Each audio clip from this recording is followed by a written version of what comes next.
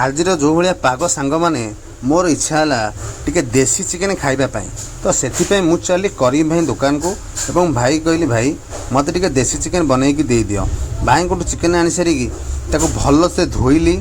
Chicken को भल से धोई सारा बाद मसला प्रस्तुत करने प्रस्तुत हेले।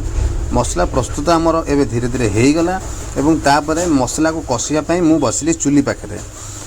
मसला पियाज रसुण अदा पेस्ट पकई सारा पर जीरा धनिया हलदी गुंड लंका गुंड पकई भलसे गोलेला बाद चिकेन पकईली।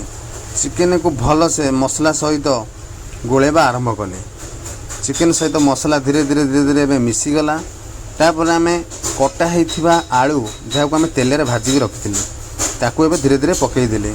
पकईकी भलसे आलू सह चिकेन को गोलेदेली। आलू सह चिकेन को गोलिया सारा बाद किसी समय सीझापी छाड़देली। छाड़ी सारापर देखूँ एवं आमर तरकारी पूरा ठीक से हो गला।